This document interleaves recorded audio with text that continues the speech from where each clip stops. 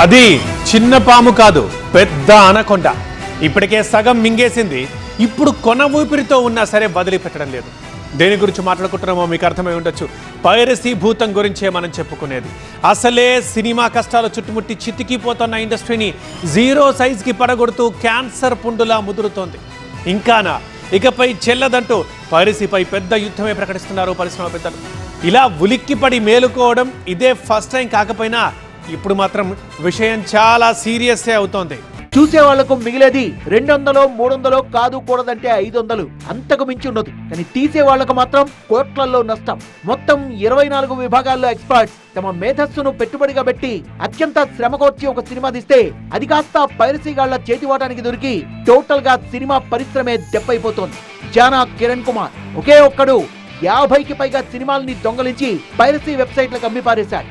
ఇటీవలే ఈ చోరగాడిని అదుపులోకి తీసుకున్న హైదరాబాద్ సైబర్ క్రైమ్ పోలీసులకు విచారణలో దిమ్మ తిరిగే విషయాలు తెలుసొచ్చాయి. ఇతగాడు 2019 నుంచి సినిమాల పైరసీకి పాల్పడుతున్నట్టు ఇప్పటి వరకు 65 సినిమాల కంటెంట్ ను చోరీ చేసినట్టు గుర్తించారు. పైరసీ సైట్స్ నుంచి ఒక్కో సినిమాకు నెలకు 40,000 నుంచి 80,000 దాకా వెనకేసుకునేవాడు. ఆ పేమెంట్లు కూడా సందేహం రాకుండా క్రిప్టో కరెన్సీ రూపంలో జరిగేవి. పైరసీ చేసిన సినిమాల లింకుల్ని మొదట టెలిగ్రామ్ యాప్ లో షేర్ చేసి అక్కడి నుంచి వెబ్సైట్లకు చేరవేస్తాడు. పైరసీ కారణంగా ఇండస్ట్రీకి 3,700 కోట్ల నష్టం వచ్చిందన్నది Telugu film chamber of commerce వేసిన ప్రాథమిక అంచనా. Internet and mobile association of India IAMAI the rob report పేరుతో ఒక నివేదికను ఇచ్చింది. దీని ప్రకారం పైరసీ కారణంగా ఏటా ఇండియన్ సినిమా 22,400 కోట్ల రూపాయలు నష్టపోతోంది. 51% మంది ప్రేక్షకులు పైరేటెడ్ కంటెంట్ నే ఆశ్రయిస్తున్నారట. ఈ విధంగా ఇండియన్ సినిమా ఉనికినే ప్రశ్నిస్తున్న పైరసీ వెబ్సైట్లపై ఎప్పటికప్పుడు యుద్ధం జరుగుతూనే ఉంది. ఎప్పటికప్పుడు పైరసీ అనేది ఫేస్ చేంజ్ అవుతుంది. ఫర్ ఎగ్జాంపుల్ ఒకప్పుడు ఫిజికల్ పైరసీ ఉండేది, అంటే లైక్ డివిడీలని, పెన్ డ్రైవ్స్ అని అట్లా ఉండేది. ఆ ఫేజ్ పోయి ఇప్పుడు డిజిటల్ పైరసీ అయింది. డిజిటల్ పైరసీలో వేరియస్ రకాలన్నమాట. సో ఈ మధ్యకాలంలో